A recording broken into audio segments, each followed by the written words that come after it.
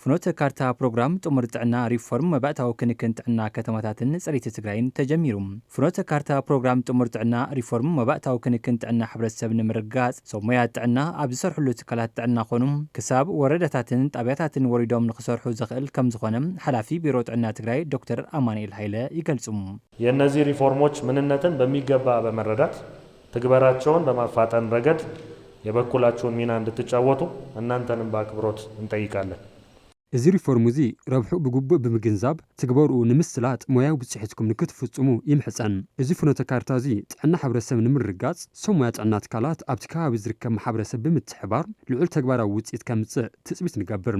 ግልጋሎት ጥዕና ኣብ ትካላት ጥዕና ምሃብ ጥራሕ እንተይኮነስ ማሕበረሰብ ናብ ዝነብረሉ ከባቢ ብኣካል ብምኻድ እውን ክወሃብ ይግባም።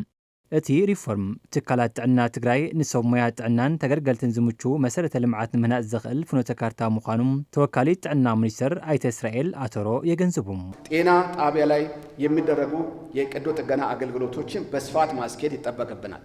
ኣብ ትካላት ጥዕና ዝግበሩ አገልግሎት መጥባሕቲ ብስፍሓት ምስራሕ ዝጠልብ እዩ።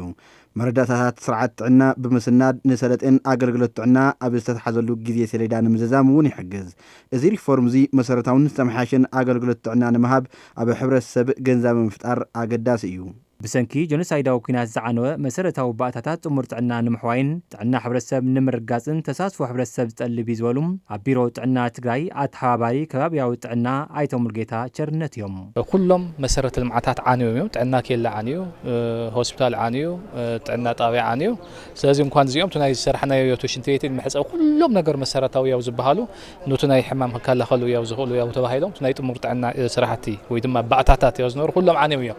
ንሕና ጥሙር ጥዕና ክንብል ከለና ኩሉ ስርዓተ መጋግኡ እዩ፣ ስነ ጽሬቱ እዩ፣ ናዴታት ወሊዱ እዩ፣ ኣብ ጥዕና ትካል ወሊዱ ኩሉ መዳይ እዩ።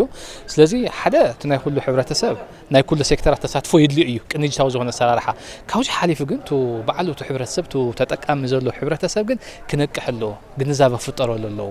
ዘለዋ ጥሙር ጥዕና ድማ ብዝተኻለ መጠን ገዛ ገዛ ንኸይድካ ቱ ተጀሚሩ ዝነበረ ናይ ኣስተምህሮ ተጠናኺሩ ያው ንኽቕጽል